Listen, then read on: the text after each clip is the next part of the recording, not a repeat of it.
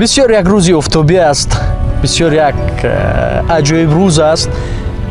با این خاطر ما تصمیم گرفتیم که با کوچه های شهر خوجند برایم از مردم رو به رو صحبت بکنیم. موضوع غریبی است.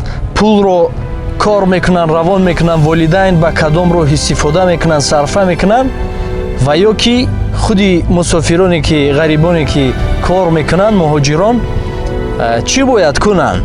اطراف این صحبت خواهیم کرد. پس یک لحظه وقتی شما رو میگیریم، رفتیم به مرکز شهر خوجند.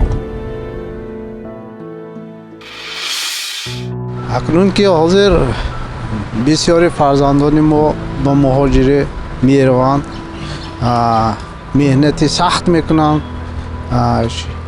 در مهاجر هیچ کیم یگان کس آنها را دستگیری نمی کند. پول میآورند، میفرستند.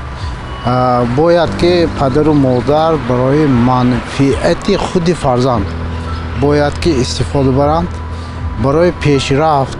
مثال یگان کشادن یگان تجارت دستگیری کنند، یا که اگر معلومات عالی داشته باشد، اگر من حاضر گرانت ها هست، یگان پروژه نویسنش ممکن از روی همون پروژه کار کنند. باز چی گفتن یکن من میخواهم که هر یک پدر و مادر به قدر مهنت فرزندش باید برسد. من رفته دیده اومدم، خدا شکر بچه ها از کارشون کلیب امروز پگه بسواد و گفته پولاشون وقتش با نمیتید، کوارتیر پولی های خود خیرو که خودشون های نخورن خیلی کده کار میکنن. آخه خیلی کده نمیشد. ما اینجا آسان صرف کردن و پولای اونجا مهنت کده یفتن قیم. سلام به همه شهربچه‌های غریب توجیک. با شما توجیکستان سلام میرسونیم. اینا توکا در غریبی ها میگریم. بیاید در وطن خودتون کار و فعالیت. انا ما رفتم اومدم روسیه، شکرانه خدای نتوشکک شدم، کار و فعالیت کردم رو نونم در افغان یگون ازم نیست، اینا در توجیکستان کار و فعالیت کردم. سلام علیکم. من هم وقتش انده روسیه کار میرفتم و برگشته تاجیکستان میآمدم. تاجیکستان برای من لاس وگاس باین بود. روسیه پول کار کرده تاجیکستان با اونده همش سلیوات میکردم. سونی فکر کردم که برای چی من این خیلی کردم. بعد با یک بار رفتم و آمده، بعد کاری خودم سر کردم. برای همین بچه‌ها تاجیکستان برای شما لاس وگاس شدنش در کار نه. تاجیکستان برای شما اقلا مونته کارلو شدنش در کار. بچه‌های من گرمانیا با گالندیا با امریکا با خیلی از ویا من هیچی طلب نمیکنم، فقط کار کرده زندگیشان تنگ شود و سلامت باشن. دیگر هیچی پدر و مادر برای فقط برای سلامت فرزندش کوشش می‌نماید که همونا صحت سلامت گشته بیان. اکثریت مهاجران تابستان رفته کار میکنن، زمستان آمده استراحت میکنن، بعد من تابستان میرم. من تفسیر میدیم که شهر ما روز از روز تاجیکستان آبادی ما گل شکفته ایستاده است. من میخواستم که از طرف این مهاجران یعنی که مبلغ جمع کنن و در تاجیکستان عزیز ما سهم خود را گذارن، یعنی که زواد و فابریک و همین خلق چیزها کشاده برای تاجیکستان خودمون صرف کنن. حاضرانگی بچه‌های بسیار میرن، اینا همش نیتاشو همین روامو پول کار کنم، بیام اولادار شوم، صاحب خانه گیرم، ماشین گیرم، همین.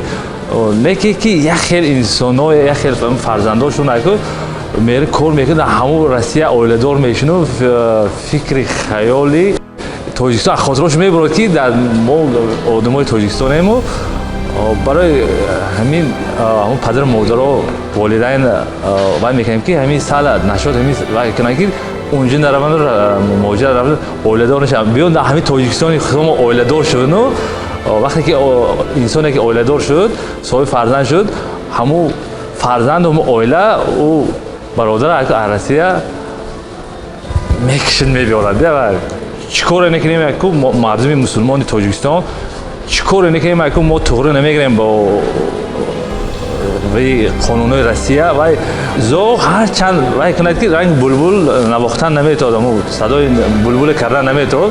برای همین اکو برای مهاجرای تاجیک میگم که اونایی که در روسیه هست اویلادور باشن در تاجیکستان التماس دختر بازی نکنن و بیام پیش فرزنداشون و دنیا همینش میمونه. شیرینی حیاتی وای در تاجیکستان هست، در روسیه نیست. ана ин буд чанд маълумоте ки аз мардум гирифтем. зиндагии баъдан муҳоҷирон ба монанди як фитта шудааст, ба монанди як диск баъзан мегузоранд. ҳамин фитта ки тамом шуд, диски тамом шуд, боз аз сари нав, боз аз сари нав. ё ки қиёс мекунем ба зиндагии мардуми деҳот, деҳқонҳо. тобистони дароз ҷамъовон мекунанд ҳосилро, зимистони дароз мехӯранд, боз тобистон ҳамин гуна. яъне мераванд Россия кор мекунанд, меоянд Тоҷикистон, боз почак болои почак мехӯранд. ҳамин ки пул тамом шуд, боз қарз мекунанд, мераванд. бовар кунед, бисёриш боз қарз мекунад, бод меравад, боз қарз.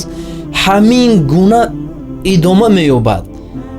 ягон зарра фикре нест ки гӯям ки хай биёем кам кам ҷамъ бисозем, кам камак ҷамъ бисозем.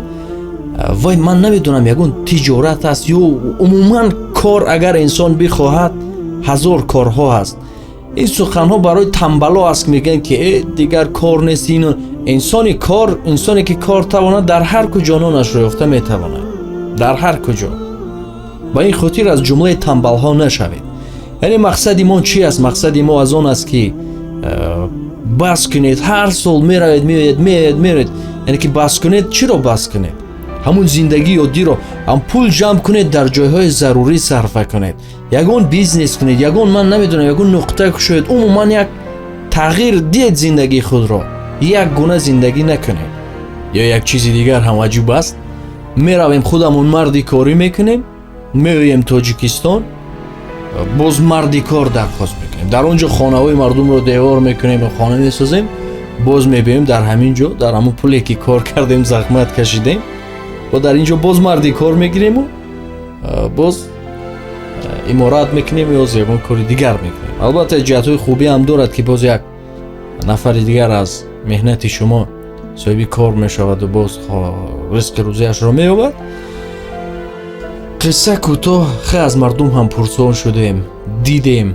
сухан гӯем, сухан хеле зиёд аст, аммо чун мақсади мо ин аст ки як беҳбудӣ бишавад, ё ки ҳар ҷое ки мо ҳарф мезанем фақат барои ислоҳ асту барои беҳбудӣ аст. боқӣ хонобуду сарбаланд бошед. шумо ки дар мусофират ҳастед, дуои шумо бепарда аст. дар ҳаққи мо низ дуо кунед ва мо низ дуогӯи шумо ҳастем. худоҳофиз.